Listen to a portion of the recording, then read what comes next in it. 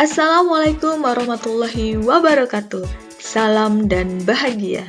Saya Hani Fitrianingrum, calon guru penggerak angkatan 11 yang berasal dari SMA Negeri 1 Garum, Kabupaten Blitar.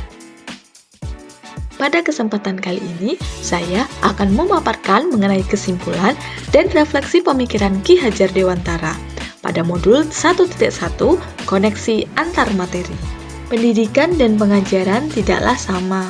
Pengajaran adalah bagian dari pendidikan. Menurut Ki Hajar Dewantara, pengajaran adalah proses pendidikan dalam memberikan ilmu untuk kecakapan hidup anak secara lahir dan batin. Sedangkan pendidikan pada hakikatnya adalah menuntun atau memberikan tuntunan terhadap segala kekuatan kodrat yang dimiliki anak agar mencapai keselamatan dan kebahagiaan setinggi-tingginya baik sebagai manusia maupun anggota masyarakat. Sehingga pendidikan dapat menciptakan ruang bagi murid untuk bertumbuh secara utuh agar mampu memuliakan dirinya dan orang lain serta menjadi mandiri. Sebelum mempelajari modul 1.1, pembelajaran yang saya lakukan adalah fokus pada target mentransfer materi pelajaran.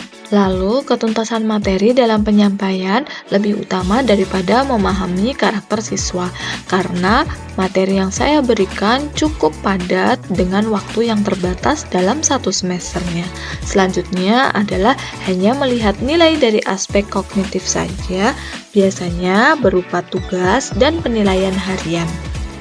Selain itu, jika murid sudah mencapai KKTP, maka pembelajaran dianggap berhasil.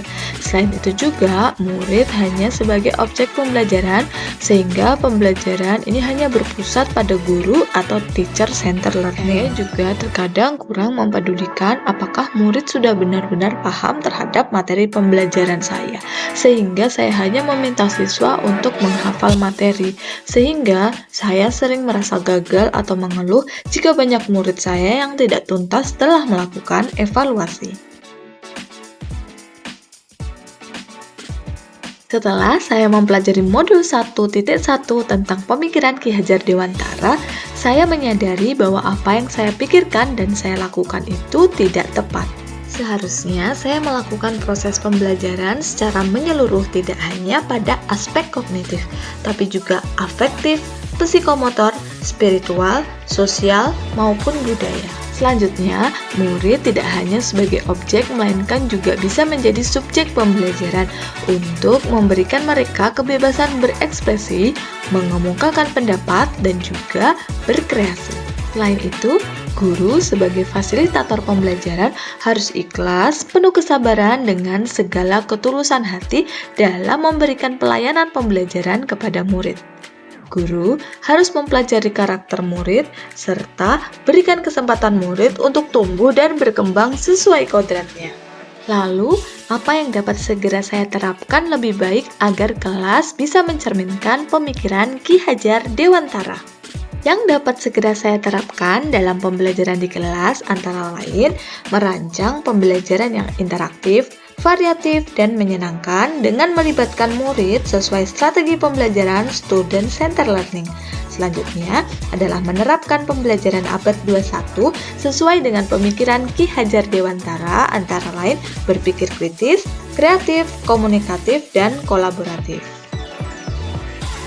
Lalu, pembelajaran tidak lagi menuntut, tapi menuntun, mengenali karakter dan latar belakang murid dengan menjalin komunikasi yang baik. Sekian dan terima kasih, semoga menginspirasi Bapak Ibu guru hebat. Ki Hajar Dewantara, Bapak Pendidikan kita, menuntun murid harus sesuai kodratnya. Mari Bapak Ibu guru hebat kita berkarya, bahagia gurunya, merdeka muridnya. Salam dan bahagia. Wassalamualaikum warahmatullahi wabarakatuh.